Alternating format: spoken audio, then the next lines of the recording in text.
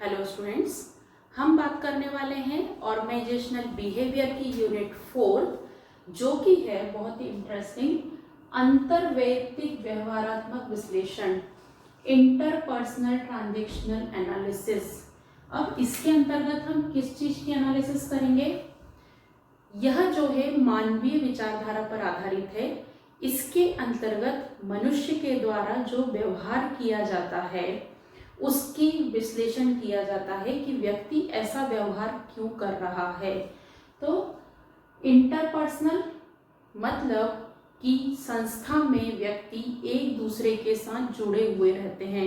उच्च अधिकारी निम्न अधिकारी से जुड़े हुए रहते हैं, कर्मचारी जो है अपनी अथॉरिटी से जुड़े रहते हैं। तो पूरा ऑर्गेनाइजेशन जो है वह एक दूसरे से कनेक्टेड रहता है और एक दूसरे के साथ व्यवहार करता है। बिना व्यवहार के कोई भी कार्य नहीं हो सकता है। तो यह जो विश्लेषण है व्यवहारात्मक एनालिसिस, वह इस बात का अध्ययन करती है कि किसी कर्मचारी के द्वारा संस्था के अन्य व्यक्तियों के साथ किस प्रकार से व्यवहार किया जा रहा है और क्यों किया जा रहा है और उसको हम किस प्रकार से सुधार सकते हैं और संस्था के उद्देश्यों को प्राप्त कर सकते हैं।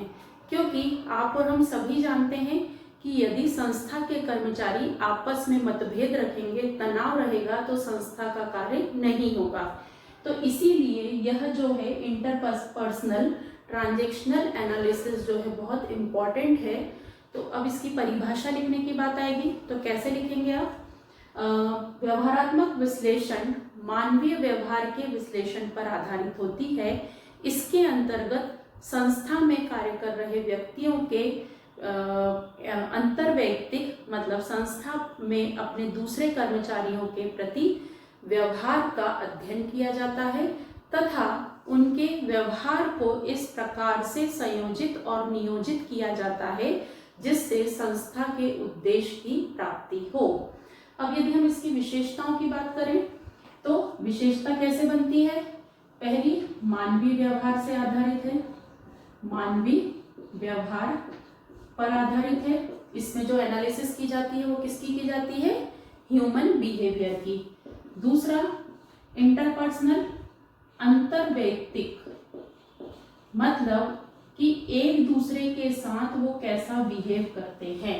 जो हाई अथॉरिटी है वो अपनी लोअर अथॉरिटी से कैसा व्यवहार करती है और लोअर अथॉरिटी जो है एम्प्लॉय जो है अपने बॉस से कैसा व्यवहार करते हैं। फिर आधार, इसके अंतर्गत यदि मतभेद है, कोई प्रॉब्लम है, तो उसका आधार ढूंढा जाता है, बेस ढूंढा जाता है कि यह व्यक्ति इस प्रकार का व्यवहार क्यों कर रहा है, उसके पीछे कारण क्या है। फिर है बौद्धिक,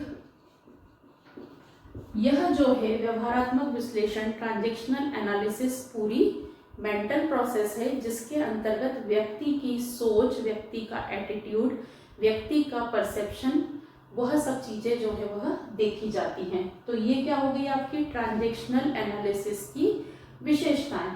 अब इसमें एक इम्पॉर्टेंट टॉपिक बनता है, अच्छा ये महत्वपूर्ण क्यों है, इम्पॉर्टेंट क्यों है ट्रांजैक्शनल एनालिसिस करना, कर्मचारियों के व्यवहार की एनालिसिस करना क्यों जरूरी है? तो यदि हम इसके महत्व या उद्देश्य की बात करें तो स्टूडेंट आप खुद से भी बना सकते हैं। क्यों करा जाता है, हम ये एनालिसिस क्यों कर रहे हैं? कर्मचारियों में संबंध सुधारने के लिए, ठीक है ना, कर्मचारियों में संबंध अच्छे करने के लिए। दूसरा हम लिख सकते हैं संतुष्ट करने के लिए, कर्मचारियों को संतुष्ट करने के लिए। फिर संस्था की प्रगति के लिए हम व्यवहार एनालिसिस कर रहे हैं।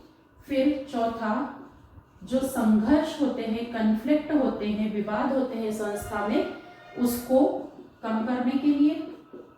तो इस प्रकार से इसके उद्देश्य जो है आप बना सकते हैं और उद्देश्य और महत्व एक ही होता है। अब हम बात करें व्यवहारात्मक विश्लेषण मॉडल या प्रकार। ट्रांजैक्शनल एनालिसिस जो है वह किस प्रकार से हो सकती है, कितने प्रकार की हो सकती है? तो उसमें सबसे पहली है संरचनात्मक विश्लेषण, स्ट्रक्चर एनालिसिस। तो व्यक्ति का जो स्ट्रक्चर है जो हम बात कर रहे हैं किसकी, मानव व्यवहार की। तो व्यक्ति का जो स्ट्रक्चर है, उसकी जो संरचना बनी होती है, व्यक्ति के साथ क्या जुड़ा होता है। जैसे एक व्यक्ति है आज बहुत गुस्से वाला है, तो हम उसकी जब व्यवहार का एनालिसिस करेंगे तो हम क्या उसका स्ट्रक्चर एनालिसिस करेंगे तो हम क्या देखेंगे, उस व्यक्ति का बचपन से लेकर अभी तक का समय, उसके अनुभव, जीवन से संबंधित अनुभव, आदतें, परिवार का वातावरण, शिक्षा, एजुकेशन और ये सब चीज़ें कैसी रही हैं और कहाँ कहाँ से उसे किस प्रकार का अनुभव मिला है। और स्ट्रक्चर एनालिसिस में, संरचनात्मक विश्लेषण में इस बात का भी विश्लेषण किया जाता है कि ये हम जानते हैं कि व्यक्ति भूतकाल की कोई भी घटना भूलता नहीं है। जितने भी बुरे अनुभव हैं उसे यदि लाइफ में दोबारा बुरा अनुभव होता है उसी टाइप का, तो पुराना वाला अनुभव भी याद आ जाता है। तो इसके अंतर्गत व्यक्ति की जो है पुराने अनुभवों की क्या हिस्ट्री रही है, क्या इतिहास रहा है, उसका भी विश्लेषण किया जाता है। तो संरचनात्मक विश्लेषण मतलब समझ में आया आपको, जब व्यक्ति की आदतों को जानने के लिए, उसके वर्तमान के बिहेवियर को जानने के लिए, उसके पास इतिहास में उसके साथ किस प्रकार की घटनाएं हुई हैं, उसका जीवन के साथ क्या अनुभव रहा है, उसकी शिक्षा कैसी रही है, परिवार का वातावरण कैसा रहा है, बचपन कैसा रहा है, वो सब का यदि एनालिसिस किया जाता है तो वो कहलाता है आपका संरचनात्मक विश्लेषण। ठीक है। सेकंड हम देखेंगे व्यवहारात्मक विश्लेषण, बिहेवियरशिप। अब हम उसकी एनालिसिस कर रहे हैं। तो इसमें जो है 3 प्रकार की एनालिसिस हम करेंगे, पूरक व्यवहार, कॉम्प्लीमेंट्री ट्रांजैक्शन, प्रतिकूल व्यवहार, क्रॉस्ड, ठीक है, और गुण छुपे हुए। तो गुण व्यवहार। अब पूरक व्यवहार, कॉम्प्लीमेंट्री। संरचनात्मक विश्लेषण में जो कहा गया है, ये जो थ्योरी है वो एरिक वॉर्ने ने जो है दी है 1961 में, और उन्होंने कहा है कि किसी भी व्यक्ति में 3 प्रकार का ईगो होता है। 3 प्रकार का ईगो लेकर वो चलता है। एक है चाइल्डहुड, बचपना रहता है, एक उनका कहना है एडल्ट, और एक उनका कहना है कि पेरेंट।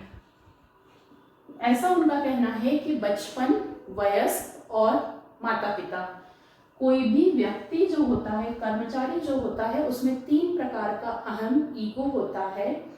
जब व्यवहारात्मक विश्लेषण किया जाता है और उसमें कॉम्प्लीमेंट्री व्यवहार का अर्थ होता है कि उच्च अधिकारी के द्वारा कोई आदेश दिया गया और उसने पेरेंट मतलब माता पिता सोचकर, जो माता पिता की सोच रहती है सब मैच्योरिटी लेवल पर कोई आदेश दिया, और एम्प्लॉई ने भी जिस प्रकार का आदेश दिया है उसी भाव में, उसी इंटरप्रिटेशन में उस कार्य को समझ लिया, तो ऐसे व्यवहार को क्या बोलते हैं, कॉम्प्लीमेंट्री। मतलब किसी भी प्रकार का डिस्प्यूट नहीं होगा। और प्रतिकूल व्यवहार में जब सामने वाले व्यक्ति ने कैसा ऑर्डर दिया, मैच्योरिटी लेवल पर समझदारी से ऑर्डर दिया, लेकिन सामने वाले व्यक्ति ने उसमें अपना दूसरा ईगो पुट कर दिया, उसने उसमें कोई ऐसा लॉजिक लगा लिया कि ये काम तो मेरे को देना ही नहीं चाहिए था, ये तो किसी और को देना था, तो क्या होगा, इसको कहा जाता है प्रतिकूल व्यवहार। यहाँ पर क्या होगा कि व्यवहार ब्लॉक हो जाएगा और बात जो है वह बिगड़ जाएगी। और गुण व्यवहार, हम बोलते हैं कि पॉलिटिक्स बहुत चल रही है, हिडन, छुपा हुआ। इसका अर्थ होता है कि व्यक्ति जो है इस तरीके से बात कहता है कि एक्चुअल में जो है वह खुद ही उस बात से सहमत नहीं होता है और सच्चाई कुछ और होती है। तो जो जनरली हम कहते हैं कि संस्था में पॉलिटिक्स बहुत बढ़ गई है, इट मीन्स बहुत ज़्यादा किसी व्यक्ति का फेवर किया जा रहा है या किसी व्यक्ति को अनावश्यक रूप से परेशान किया जा रहा है, तो वो सब गुण व्यवहार में आएंगे। ठीक है। अब कॉम्प्लीमेंट्री व्यवहार में जो है हम किस प्रकार के व्यवहार हो सकते हैं, parent to parent. Parent to parent मतलब जो उच्च अधिकारी है उसने भी माता पिता की समझदारी के हिसाब से, जैसे माता पिता मैच्योरिटी लेवल से सोचते हैं, वैसा कोई आदेश दिया और कर्मचारी ने भी कैसा उसे पेरेंट मानकर, मतलब समझदारी से उसको एक्सेप्ट किया और उस हिसाब से बिहेव किया, तो वो पेरेंट टू पेरेंट, मतलब माता पिता से माता पिता।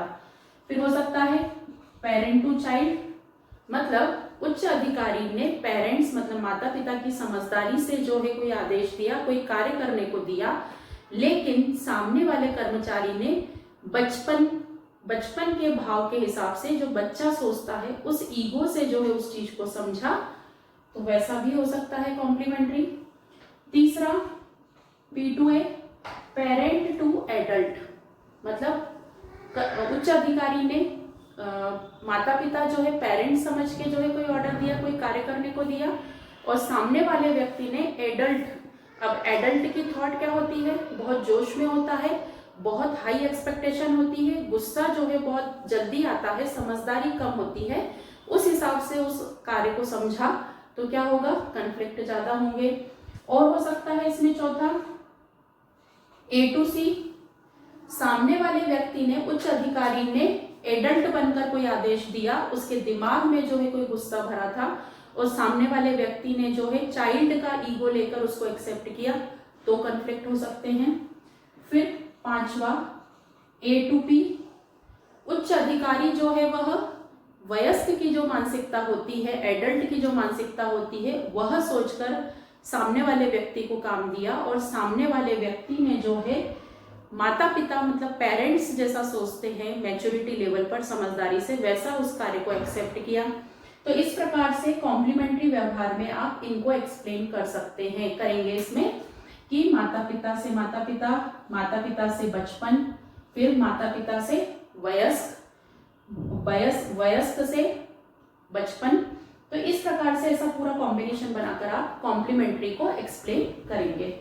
प्रतिकूल व्यवहार समझ में आया कि जब जो है कॉम्बिनेशन गड़बड़ा जाता है, एक ने बचपन वाले मतलब उच्च अधिकारी जो है उसने बचपन के जो ईगो रहते हैं कि उसको बड़ा होना रहता है, कोई भी उसे छोटा बच्चा बोल दे तो उसे प्रॉब्लम होती है, मतलब उसे जो है बचपन की जो ईगो रहती है उस हिसाब से कोई आदेश दे दिया, उसे तारीफ सुनना पसंद होता है, उसे काम में इंटरफेरेंस पसंद नहीं होता है बच्चों को, वैसा कोई आदेश दे दिया और सामने जो है वह एडल्ट है, तो क्या होगा, कन्फ्लिक्ट होंगे और रिलेशन जो है वो ब्लॉक हो जाएंगे।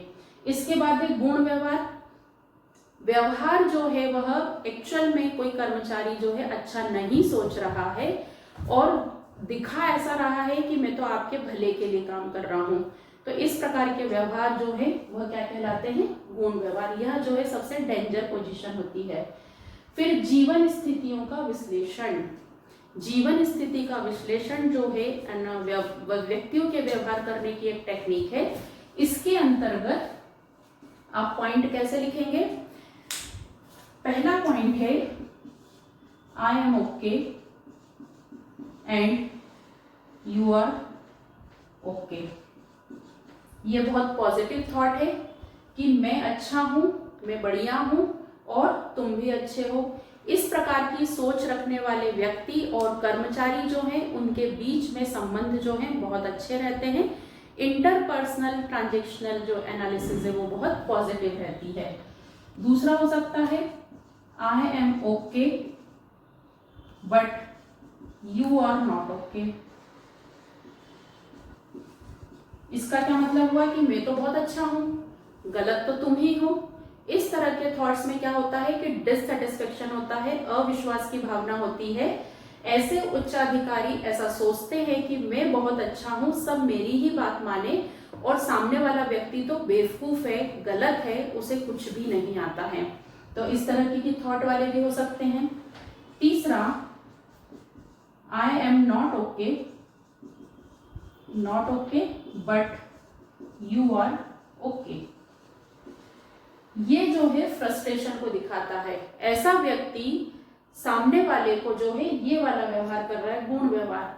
वो खुद तो अच्छा है ही नहीं, लेकिन वो क्या करता है कि मैं तो भाई अच्छा हूं नहीं, तुम तो बहुत अच्छे हो ना, तुम तो ये काम कर लो। तो इस तरीके से जो है इसमें I am not okay but you are okay. फिर हो सकता है कि I am not okay and you are also not okay, you are not okay, दोनों ही अच्छे नहीं है। मतलब इस तरीके की विचारधारा में जो है न तो तुम अच्छे हो न ही मैं अच्छा हूं, दोनों ही जो है वह अच्छे नहीं है। तो इस तरह की भावना में जो है एप्रिसिएशन, तारीफ जो है वह मिसिंग होती है। तो यह जीवन स्थितियों का विश्लेषण में आप इस तरीके से पॉइंट को डिस्क्राइब करेंगे। फिर है प्रहार और संबलन, स्ट्रोकिंग। स्ट्रोकिंग क्या होता है? स्ट्रोकिंग मीन्स होता है कि व्यक्ति जो है अपने जीवन काल में बहुत से ऐसे गुण होते हैं, जैसे कि फिजिकल टच वाले, कि मुस्कुराना, कंधा थपथपाना, यदि अच्छा काम किया है तो आंखों के थ्रू जो है एप्रिसिएशन दिखाना, इस तरह की बहुत सारी एक्टिविटीज होती हैं। तो यह जो है प्रहार या स्ट्रोकिंग कहलाती है, जिसके कारण कर्मचारी का व्यवहार जो है वह बदल जाता है। तो इस तरह की विश्लेषण करके भी जो है हम मानव व्यवहार का अध्ययन कर सकते हैं। फिर गेम थ्योरी, खेल। जनरली जो है इसे हम निगेटिव वे में देखेंगे कि खेल मतलब राजनीतिक, हम कहते हैं कि हमारे ऑफिस में पॉलिटिक्स चल रही है, राजनीति चल रही है का अर्थ क्या समझा जाता है कि किसी एक व्यक्ति जो काम नहीं करता है वो बहुत अच्छा, उसको जो है हर फायदे दिए जा रहे हैं, जो व्यक्ति काम करता है उसको डांटा जा रहा है, उसको किसी भी प्रकार की सुविधाएं नहीं दी जा रही हैं। तो यह जो है क्या कहलाता है? राजनीति का खेल। तो गेम में यह आता है। फिर है रचना विश्लेषण, स्क्रिप्ट। रचना विश्लेषण में व्यक्ति जो है क्या करता है कि उसने जीवन जब शुरू किया है, जब वह वयस्क होता है तो वह यह समझ जाता है कि उसे अपना जीवन कैसे जीना है। वह अपना एक रास्ता जो है वह डिसाइड कर लेता है और उस हिसाब से अपने जीवन के डिसीजंस लेता है। तो रचना विश्लेषण में व्यक्ति को जो है उस हिसाब से विश्लेषित या एनालिसिस की जाती है कि व्यक्ति ने अपने जीवन का क्या उद्देश्य रखा था, किस प्रकार से उसने डिसाइड किया था कि जीवन को जीना है, और उस हिसाब से जो वह जीवन के निर्णय लेकर आज किस पोजीशन पर है। तो स्टूडेंट, बहुत इंपॉर्टेंट क्वेश्चन है कि ट्रांजैक्शनल एनालिसिस मॉडल की कितने प्रकार से विश्लेषण हो सकता है। तो यहाँ जो है आपका इंटरपर्सनल ट्रांजैक्शनल एनालिसिस जो है वह कंप्लीट होता है। फ्रेंड्स, अब हम पढ़ रहे हैं ग्रुप, समूह क्या होता है। तो ग्रुप हम प्रैक्टिकल लाइफ में बहुत अच्छे से जानते हैं। ग्रुप मीन्स होता है दो या दो से अधिक व्यक्तियों का आपसी एकत्रीकरण, जो कि एक दूसरे से इंटरेक्शन करते हैं, हिंदी में कहें तो अंतरक्रिया करते हैं, एक दूसरे पर निर्भर होते हैं और एक साथ मिलकर निर्धारित उद्देश्य की पूर्ति करते हैं। क्या होता है ग्रुप? मतलब क्या करते हैं? दो या दो से अधिक व्यक्तियों का, दो या दो से अधिक व्यक्तियों का समूह होता है, जो कि समूह होता है, अंतरक्रिया करते हैं, इंटरेक्शन करते हैं और क्या करते हैं? वो एक दूसरे का सहयोग करते हैं, निर्भर होते हैं एक दूसरे पे और निर्धारित उद्देश्य की प्राप्ति के लिए कार्य करते हैं। निर्धारित उद्देश्य की प्राप्ति के लिए कार्य करते हैं। ठीक है, तो ये क्या हो गया? समूह, ग्रुप। दो या दो से अधिक व्यक्तियों का आपस में एकत्रीकरण है, जो कि अंतरक्रिया करते हैं, एक दूसरे के लिए कार्य करते हैं और एक दूसरे पर निर्भर होते हैं और संस्था के निर्धारित उद्देश्य की पूर्ति के लिए कार्य करते हैं। ये इसकी विशेषता भी हो गई और इसी से हमने परिभाषा बना ली। अब इसके प्रकार, ग्रुप बहुत सारे प्रकार के हो सकते हैं। अलग अलग क्षेत्र में ग्रुप के प्रकार, समूह के प्रकार अलग अलग हो सकते हैं। तो पहला हम बात कर रहे हैं औपचारिक समूह, फॉर्मल ग्रुप, तो जब संस्था के द्वारा दिए गए अधिकारों और कर्तव्यों के कारण ग्रुप का निर्माण होता है, कोई प्रोजेक्ट मिला है संस्था को, उसके कारण संस्था ने कोई ग्रुप बना दिया है, कोई कमेटी बना दी है, तो वो क्या कहलाएगा? औपचारिक समूह। और अनौपचारिक समूह, जब व्यक्ति अपनी इच्छा, पसंद और अपनी चॉइस के आधार पर ग्रुप का चुनाव करता है, जैसे दोस्तों का ग्रुप, कलीग्स जो है, साथ में काम करने वाले जो है, उसमें से कुछ चुनिंदा लोगों का समूह, तो वो कहलाता है अनौपचारिक समूह।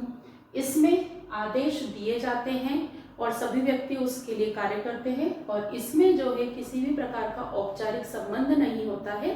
व्यक्ति जो है अपनी पसंद और रुचि के कारण उस समूह का सदस्य होते हैं। खुले समूह, ओपन ग्रुप, ऐसे समूह जिसमें सदस्यों की सदस्यता खुली हुई रहती है, मतलब कोई भी नया सदस्य उस समूह में आकर शामिल हो सकता है। बंद समूह, क्लोज्ड ग्रुप, ऐसे समूह, ऐसे ग्रुप जिसमें सदस्यों का प्रवेश जो है वह प्रतिबंधित है, किसी भी नए सदस्य को प्रवेश नहीं दिया जा रहा है। आदेश समूह, यह सामान्यतः उच्च अधिकारियों के द्वारा होता है, जो ग्रुप केवल आदेश देने का काम करता है और इनके अंडर में सभी अधीनस्थ कार्य करते हैं, तो ये होता है आदेश समूह। कार्य समूह, ऐसा ग्रुप, ऐसा जो है समूह जिसका कार्य होता है, जो आदेश मिला है संस्था के उच्च अधिकारियों के द्वारा, उस आदेश के अनुसार कार्य को करना। तो ये है समूह के प्रकार। अब समूह के संबंध में थ्योरीज, विचारधाराएं, अलग अलग व्यक्ति ने किस हिसाब से समूह को परिभाषित किया है। तो पहला है सामीप्य विचारधारा। इस थ्योरी को मानने वाले व्यक्तियों का कहना है कि समूह जो है वह एक ही डिपार्टमेंट में रहने वाले लोगों के बीच में, चूंकि क्या होता है कि ग्रुप में एक ही डिपार्टमेंट के लोगों में घनिष्ठता अधिक होती है, एक ही जगह पर काम करने वाले व्यक्तियों में घनिष्ठता अधिक होती है, ग्रुप बन जाते हैं। तो इस विचारधारा के मानने वाले लोगों का कहना है कि समूह जो है वह समीपता पर निर्भर करता है। जो व्यक्ति जिस ग्रुप में ज्यादा रहता है, जहां पर ज्यादा समय व्यतीत करता है, वहां पर एक दूसरे के प्रति समझ, एक दूसरे के विचारों को समझना, भावों को प्रेषित करना, वह क्रिया, अंतरक्रिया बहुत आसानी से हो जाती है। फिर सेकंड नंबर वाली विचारधारा जो है, थ्योरी किसने दी है? जॉर्ज होम्स ने यह थ्योरी दी है। इसके अंतर्गत मानना है कि जितनी ज्यादा क्रियाएं होंगी व्यक्तियों के बीच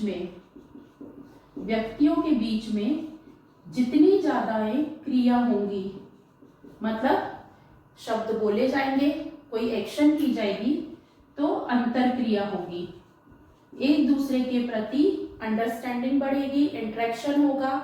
एक ने पूछा आप कैसे हो, दूसरे ने जवाब दिया मैं अच्छा हूं, फिर उसने पूछा आप कैसे हो, दूसरे ने जवाब दिया अच्छे हैं।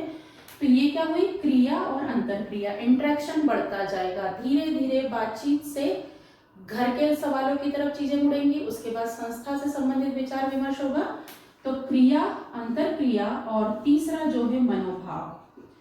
जितनी ज्यादा क्रिया और अंतरक्रिया होती है, इंटरेक्शन बढ़ता जाता है, वैसे वैसे व्यक्तियों के मन में फीलिंग्स डेवलप होती है, भावनाएं उत्पन्न होने लगती है, और उससे व्यक्ति को यह विश्वास हो जाता है कि हाँ, यह व्यक्ति विश्वास के लायक है। तो इस विचारधारा के अंतर्गत मानना है कि समूह जो है वो कैसे बनता है? क्रिया होती है, इंटरेक्शन बढ़ता है, एक दूसरे के साथ समय व्यतीत ज्यादा होता है, तो व्यक्तियों के मन में मनोभाव उत्पन्न होते हैं, विचार उत्पन्न होते हैं, फीलिंग्स डेवलप होती हैं, तो वह ग्रुप का रूप ले लेती है। फिर है संतुलन विचारधारा। ये जो विचारधारा है वो थियोडोर न्यूकॉम्ब ने दी है। इस विचारधारा के मतानुसार यह है कि ग्रुप में अलग अलग प्रकार के व्यक्ति होते हैं, समूह में अलग अलग प्रकार के व्यक्ति होते हैं, लेकिन समूह होता ही है कि अलग अलग प्रकार के व्यक्तियों को साथ में लेकर कार्य करना। तो संतुलन विचारधारा इसी बात को बोलती है कि ग्रुप में अलग अलग प्रकार के, अलग अलग विचार के, अलग अलग गुणों के व्यक्ति शामिल होते हैं, तो वो व्यक्ति जब मिलकर एक संस्था के उद्देश्य के लिए कार्य करते हैं तो वह समूह कहलाता है। फिर जे कोलासा ने दी है विनिमय विचारधारा। विनिमय विचारधारा एक्सचेंज।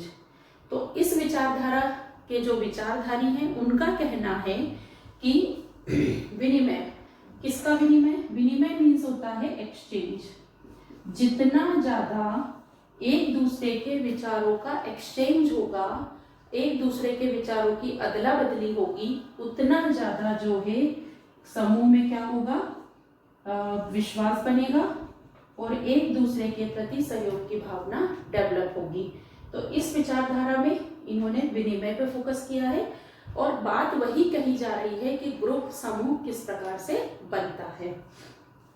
अब हम बात करेंगे समूह गत्यात्मक या गतिशीलता क्या होता है। समूह गतिशीलता, group dynamics. Group dynamics. Group means हमने क्या पढ़ा, दो या दो से अधिक व्यक्तियों के बीच में अंतरक्रिया जो एक दूसरे का सहयोग करते हैं, निर्भर करते हैं और निर्धारित उद्देश्य की प्राप्ति करते हैं। ग्रुप डायनामिक्स मतलब जो है यह वर्तमान की विचारधारा है। इसके अंतर्गत ग्रुप के सदस्यों के बीच में इस प्रकार से संबंध डेवलप किए जाते हैं जो परस्पर अंतरक्रिया करते हैं, मतलब इंटरेक्शन करते हैं और सभी सदस्य समूह की भलाई के लिए कार्य करते हैं। यहाँ जो है ग्रुप डायनामिक्स में व्यक्तिगत भावना के स्थान पर समूह के उद्देश्य की प्राप्ति के लिए कार्य किया जाता है। तो समूह गत्यात्मक, समूह जो है क्या हो, समूह गत्यात्मक या गतिशीलता क्या होती है? यह दो या दो से अधिक व्यक्तियों का समूह होता है जिसमें व्यक्ति एक दूसरे पर निर्भर होते हैं और व्यक्तिगत भावना से ऊपर समूह के उद्देश्य की पूर्ति के लिए कार्य किया जाता है और सामूहिक विकास की भावना को जो है ध्यान में रखा जाता है। अब ग्रुप डायनामिक्स के basic factors, elements. Group dynamics में जो है कौन कौन से फैक्टर्स रहेंगे? ग्रुप का एक निश्चित उद्देश्य होना चाहिए, ग्रुप में समन्वय होना चाहिए, कोऑर्डिनेशन होना चाहिए, ग्रुप जो है वो फ्लेक्सिबल होना चाहिए, परिवर्तनशील होना चाहिए, ग्रुप के उद्देश्य जो है वो डिफाइन होना चाहिए, ग्रुप में सदस्यों की भूमिका निर्धारित होनी चाहिए, ग्रुप में जो है सफलता और असफलता पर पुरस्कृत और दंड का प्रावधान होना चाहिए। तो ये जो है ग्रुप डायनामिक्स के बेसिक फैक्टर्स हैं, विशेषताएं हैं। तो ये आपको शॉर्ट आंसर में आ सकता है। तो इस प्रकार ये है आपका ग्रुप और ग्रुप डायनामिक्स। स्टूडेंट्स, अब हम पढ़ने वाले हैं यूनिट 4 के अंतर्गत ये टॉपिक्स। अथॉरिटी, अधिकार क्या होता है, पावर, शक्ति क्या होती है, उत्तरदायित्व, रिस्पॉन्सिबिलिटी क्या होती है, डेलीगेशन, भारार्पण क्या होता है, केंद्रीकरण क्या होता है, विकेंद्रीकरण क्या होता है और निर्णयन क्या होता है। तो सबसे पहले हम समझेंगे अथॉरिटी क्या होती है।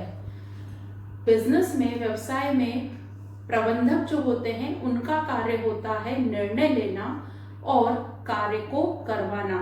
उनका यह कार्य नहीं होता है कि वह सभी कार्य स्वयं करें, उनका कार्य होता है कार्य को करवाना, दूसरे व्यक्तियों से, अपने अंडर में जो कर्मचारी हैं, अधिकारी हैं, उनसे कार्य को करवाना। तो इस संबंध में, कार्य को करवाने के संबंध में उन्हें अधिकार प्राप्त होते हैं, उन्हें अथॉरिटी रहती है। तो इसे ही हम कहेंगे अधिकार, सत्ता। यदि हम इसकी परिभाषा की बात करें तो अधिकार का अर्थ होता है कार्य करवाने की शक्ति, किसी व्यक्ति को आदेश देने का अधिकार, किसी व्यक्ति से कार्य करवाने का अधिकार अथॉरिटी होता है।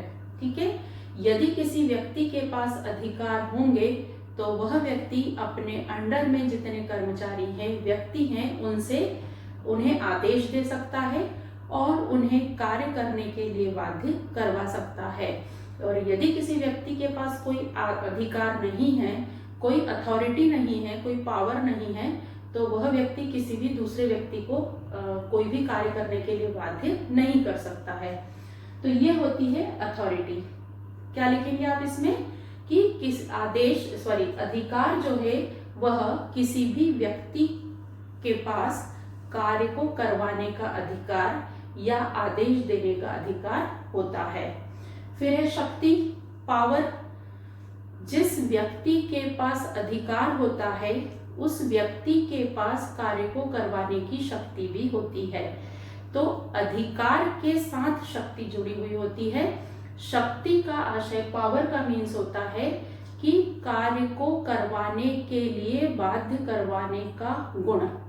ठीक है, कार्य को करवाने के लिए बाध्य करने का गुण या प्रभावशीलता उस व्यक्ति की पावर होती है। जैसे मैनेजर ने जो है, मैनेजर का व्यक्तित्व ऐसा है कि वह सभी को आदेश देता है, तो ये उसका अधिकार हुआ, अथॉरिटी हुई। पावर मीन्स होगा कि सभी व्यक्ति उसके व्यक्तित्व से डरते हैं कि नहीं यार मैनेजर आ जाएगा तो प्रॉब्लम हो जाएगी, तो फटाफट अपना काम कंप्लीट कर लेते हैं। तो ये जो काम फटाफट कंप्लीट कर लेते हैं, जल्दी कंप्लीट कर लेते हैं, ये क्या उसकी पावर है। तो शक्ति मीन्स क्या हुआ, किसी भी कार्य को करवाने की बाध्यता का गुण जिस व्यक्ति के पास होता है वह उस व्यक्ति की पावर होती है, शक्ति होती है। उत्तरदायित्व, जब किसी व्यक्ति को, किसी मैनेजर को, प्रबंधक को अधिकार दिए जाते हैं तो साथ में उत्तरदायित्व भी मिलते हैं। कहा जाता है कि पद जो है कभी भी अकेला अधिकार लेकर नहीं आता है, दायित्व भी लेकर आता है। तो उत्तरदायित्व की डेफिनेशन क्या हो गई, रिस्पॉन्सिबिलिटी की। उत्तरदायित्व एक ऐसा दायित्व या ऐसा बंधन है जो प्राप्त अधिकारों के कर्तव्य को पूरा करने के लिए कंप्लीट करना, पूरा करना अनिवार्य होता है। उत्तरदायित्व, रिस्पॉन्सिबिलिटी, यह एक प्रकार का दायित्व है, बंधन है जो जिस कर्मचारी को मिला हुआ है उसे निभाना, उसे पूरा करना उसका नैतिक कर्तव्य है। ठीक है। भारार्पण, डेलीगेशन। डेलीगेशन जो है वह अथॉरिटी का होता है, डेलीगेशन ऑफ अथॉरिटी, अधिकारों का भारार्पण। हम यह जानते हैं कि किसी भी संस्था में एक अकेला व्यक्ति, एक अकेला मैनेजर जो है कार्य को अकेले पूरा नहीं कर सकता है। उसे अपनी हेल्प के लिए अपने अधीनस्थ, अपने अंडर में कर्मचारी चाहिएंगे, और कर्मचारियों से यदि बिना अधिकार दिए काम कराना है तो बहुत मुश्किल टास्क है। तो मैनेजर क्या करता है, प्रबंधक अपने अधिकारों को दूसरों को दे देता है। तो अधिकारों का हस्तांतरण, अधिकारों का भारार्पण, ये क्या कहलाता है, डेलीगेशन ऑफ अथॉरिटी। मतलब जब कोई अपना उच्च अधिकारी अपने से निम्न अधिकारी को अपने अधिकारों को सौंपता है तो वह कहलाता है भारार्पण। ठीक है, भारों को अर्पण करना। तो भार मतलब, तो इसमें 3 कार्य होते हैं। पहला होता है कार्य को सौंपना, कार्य को सौंप दिया जाता है। अधिकार प्रदान करना और कर्तव्यों को निर्धारित करना। ठीक है, तो कर्तव्यों को निर्धारित करना, जैसे फॉर एग्जाम्पल किसी कंपनी के मैनेजर ने अपना अथॉरिटी, अपना अधिकार दे दिया, उसको अपने अंडर में जो एम्प्लॉय है उसको वह उसने अधिकार दे दिया, तो वह कार्य सौंपेगा कि तुमको यह काम जो है, जैसे एक टूर पे जाना था, मैनेजर के पास समय नहीं था, तो उसने जो है अपने अंडर में एम्प्लॉय था, उसको कहा कि कल तुम जो है मेरी जगह पे टूर पर जाओगे। तो ये उन्होंने कार्य सौंपा। अब टूर पर जाएंगे तो वहां जो भी कार्य मैनेजर करने वाला था वो उसके संबंध में अधिकार देंगे, अथॉरिटी लेटर देंगे, जो भी माल ले जाना था या जो भी कार्य वहां पे करना था उससे संबंधित डॉक्यूमेंट उसे देंगे, और साथ ही उन्हें निर्णय लेने की, अचानक आई किसी परिस्थिति में निर्णय लेने की स्वतंत्रता भी प्रदान करेंगे। लेकिन डेलीगेशन ऑफ अथॉरिटी में एक बात ध्यान रखना, टूर पर जाने के कारण किसी भी प्रकार की कोई समस्या होती है या वो जिस पर्पस से, जिस उद्देश्य से टूर पर गया है वो सफल नहीं हो पाता है, तो रिस्पॉन्सिबिलिटी, उत्तरदायित्व जो है वह हायर अथॉरिटी का ही रहता है। मतलब कि काम आप किसी दूसरे व्यक्ति से करवा सकते हैं, लेकिन वो काम में यदि कोई गड़बड़ हुई है, किसी भी प्रकार की कोई प्रॉब्लम हुई है, तो ये कहकर आप नहीं बच सकते कि मैंने यह काम नहीं, रिस्पॉन्सिबिलिटी आपकी ही मानी जाएगी। ये होता है डेलीगेशन ऑफ अथॉरिटी, अपने अधिकारों को अर्पण करना अपने निम्न अधिकारी को। फिर है केंद्रीकरण और विकेंद्रीकरण, सेंट्रलाइजेशन और डिसेंट्रलाइजेशन। जब निर्णय लेने का अधिकार, संस्था से संबंधित प्रमुख मामलों में निर्णय लेने का अधिकार, कार्य करने का अधिकार, सभी प्रकार की नीतियां बनाने का अधिकार जो है संस्था के कुछ लोगों के हाथ में हो, बाकी सभी कर्मचारी जो है उस आदेश का पालन करते हो और जो भी उन्हें निर्देश दिया जाता है उसके अनुसार कार्य करते हो, तो उसे कहेंगे कि केंद्रीकरण की स्थिति है, सेंट्रलाइजेशन पोजीशन है संस्था में। ठीक है, जब कुछ हाथों कुछ लोगों के पास ही निर्णय की पावर हो। और डिसेंट्रलाइजेशन जस्ट इसके अपोजिट, जब संस्था में जो भी निर्णय लिए जाते हैं उसमें सभी संस्था के व्यक्तियों को शामिल किया जाता है और सहयोग की भावना के आधार पर संस्था का पूरा कार्य किया जाता है, तो उसे हम कहेंगे डिसेंट्रलाइजेशन। अब इसके क्या फायदे होते हैं? यदि तो निर्णय बहुत जल्दी हो जाता है, कार्य बहुत जल्दी होता है और निर्णय जो है वह एक ही व्यक्ति का होने या कुछ व्यक्तियों का होने के कारण बहुत अच्छा होता है। विशिष्टीकरण के लाभ मिलते हैं क्योंकि वह व्यक्ति सिर्फ निर्णय लेने का काम कर रहा है, तो कार्य बहुत जल्दी हो जाता है, निर्णय में सुविधा मिलती है और बाकी सभी आदेश, तो कन्फ्लिक्ट मतलब विवाद होने की संभावना नहीं रहती है। सभी व्यक्ति आदेश के अनुसार काम करते हैं और निर्देश जो है हमेशा उच्च अधिकारियों के द्वारा दिए जाते हैं, तो आदेश की एकता का सिद्धांत का पालन होता है। और यदि हम विकेंद्रीकरण की बात करें तो क्या फायदे हैं? जब आप सभी कर्मचारियों का सहयोग लेते हैं तो डिसीजन जो है वह उससे सभी संतुष्ट होते हैं और कार्य प्रणाली से सभी संतुष्ट होते हैं और सभी कर्मचारी संस्था के प्रति डिवोटेड होकर काम करते हैं। यदि हम केंद्रीकरण की हानि की बात करें तो जब सत्ता कुछ लोगों के हाथ में रहती है तो गलत निर्णय भी लिए जा सकते हैं, फिर कठोरता का भी अंदेशा हो सकता है क्योंकि कुछ व्यक्ति केवल निर्णय ले रहे हैं और काम करने वाले दूसरे व्यक्ति हैं। फिर तीसरा, कर्मचारियों में असंतुष्टता हो सकती है क्योंकि निर्णय कोई और ले रहा है, काम और कोई कर रहा है। तो इस प्रकार से सेंट्रलाइजेशन, केंद्रीकरण और विकेंद्रीकरण है। फिर है निर्णयन, डिसीजन लेना। तो निर्णयन को जब आप एक्सप्लेन कर रहे हैं तो यह जो है प्रबंध की मानी जाती है, पूंजी मानी जाती है, इसीलिए क्योंकि प्रबंध में हम पहले दिन से लेकर जब से हम सोच रहे हैं तब से हम निर्णय का कार्य करते हैं।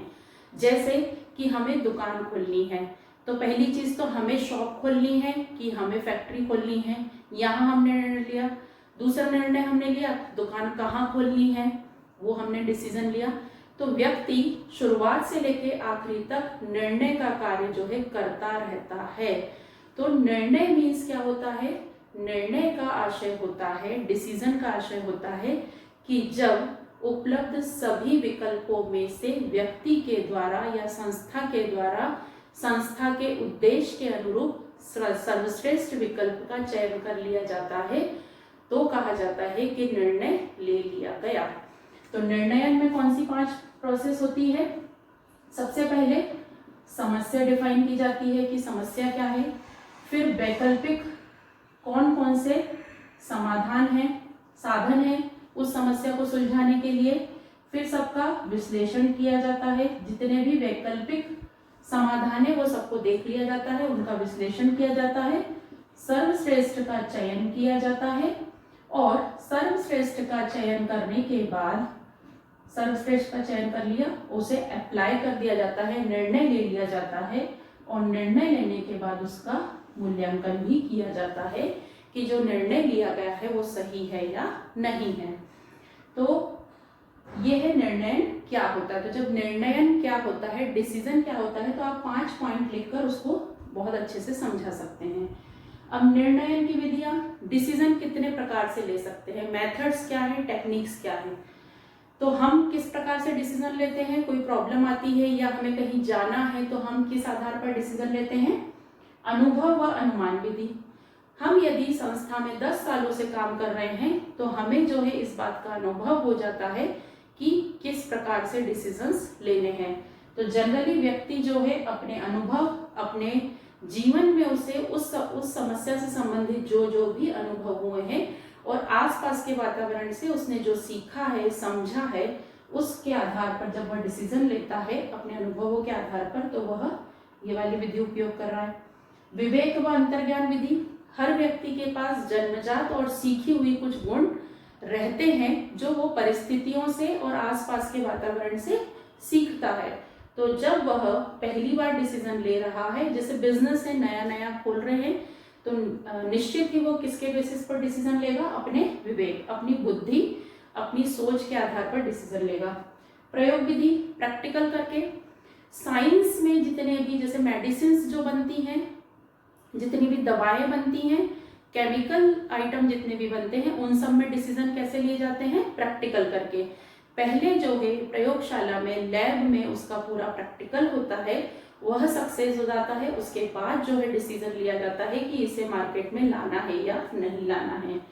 मॉडल और प्रतिरूप, मॉडल बनाकर, जैसे इलेक्ट्रॉनिक आइटम्स जितने भी होते हैं उनका पहले एक सैंपल बनाए जाते हैं, उस सैंपल की पूरी टेस्टिंग की जाती है। वो सैंपल यदि जो है व्यवस्थित बन जाते हैं, मॉडल जो है वो पास हो जाता है, जैसे कार देख लें हम, वॉशिंग मशीन देख लें, फ्रिज है, साइकिल है, मोटर व्हीकल्स हैं, इन सब में जो है मॉडल या उनका सैंपल बनाकर टेस्टिंग की जाती है और फिर डिसीजन लिए जाते हैं। फिर विशिष्ट निर्णय तकनीकें, बहुत सारी टेक्निकल टेक्निक्स भी आ गई हैं जिनमें डिसीजन लेने के लिए व्यक्ति के साथ जो है पूरा इंटरेक्शन किया जाता है। संभावित प्रोबेबिलिटी टेक्निक होती है, गेम थ्योरी है, गेम खिलवाकर जो है डिसीजन लिया जाता है। कोरिलेशन, सहसंबंध थ्योरी है जिसमें कोरिलेशन क्रिएट किया जाता है। फिर ऐसी रिसर्च थ्योरी है, अलग अलग प्रकार की ऐसी टेक्निकल थ्योरीज जो हैं वो भी डिसीजन लेने के लिए बनी हैं। फिर एक आईएमपी क्वेश्चन है आपका इसमें कि डेलीगेशन, हमने पढ़ा अधिकारों को सौंपना, डेलीगेशन ऑफ अथॉरिटी मीन्स क्या होता है? अधिकारों को सौंपना। तो ये एक आईएमपी क्वेश्चन है, डेलीगेशन ऑफ अथॉरिटी के प्रिंसिपल, सिद्धांत। जब डेलीगेशन हम कर रहे हैं, अपने अधिकार अपने अंडर में किसी कर्मचारी को दे रहे हैं, तो कौन कौन सी बातें ध्यान रखनी है? निश्चित अधिकार व दायित्व का सिद्धांत। ये सिद्धांत जो है इसमें आपको ये लिखना है कि जब आप किसी अपने निम्न अधिकारी को अधिकार सौंप रहे हैं, तो अधिकार जो है वो निश्चित अधिकार दीजिए और जो अधिकार दे रहे हैं उसके बराबरी से दायित्व भी निश्चित करिए।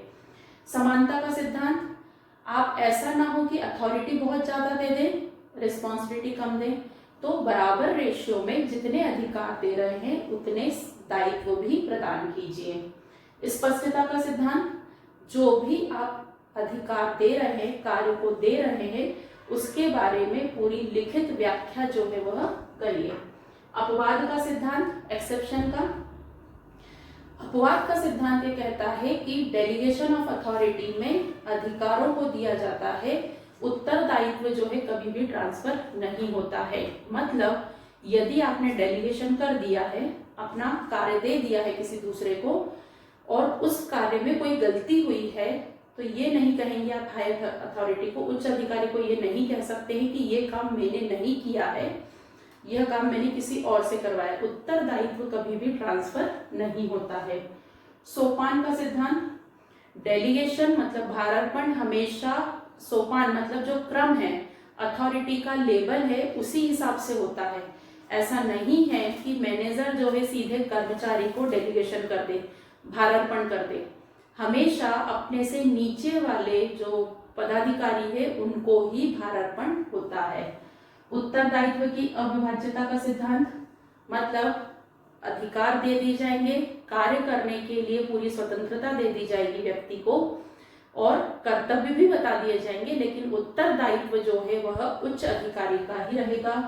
पुरस्कृत का सिद्धांत, डेलीगेशन ऑफ अथॉरिटी में यदि काम बहुत अच्छे से किया है निम्न अधिकारी ने बहुत अच्छे से वर्क को कंप्लीट किया है, तो हम उसे पुरस्कार भी दे सकते हैं, देंगे। समुचित नियंत्रण, ऐसा नहीं है कि अधिकार दे देने के बाद काम आपने उसको सौंप दिया, अब हम ध्यान नहीं दे रहे। आपको जो जिस भी व्यक्ति ने डेलीगेशन ऑफ अथॉरिटी किया है उसको बराबर वॉच करते रहना पड़ेगा कि काम हो रहा है या नहीं हो रहा है। अधिकार स्तर का सिद्धांत, जो लेबल है, अधिकार जो दिए जाएंगे उसका लेबल जो है ध्यान रखकर कार्य को सौंपा जाएगा। कोई ऐसा कार्य तो नहीं है जो हम डेलीगेट नहीं कर सकते थे, भारान्वित नहीं कर सकते थे, तो अधिकार के स्तर का भी ध्यान रखें। आदेश की एकता, हमेशा ध्यान रखें कि जो जिस व्यक्ति को आपने कार्य सौंपा है उसको आदेश केवल एक ही व्यक्ति दे। ऐसा नहीं हो कि उस व्यक्ति को उसके कलीग्स जो है वो ऑर्डर कर रहे हों, ऐसे में कार्य पूरा नहीं होगा। तो स्टूडेंट, ये है हमारा यूनिट 4 के कुछ इम्पोर्टेंट टॉपिक।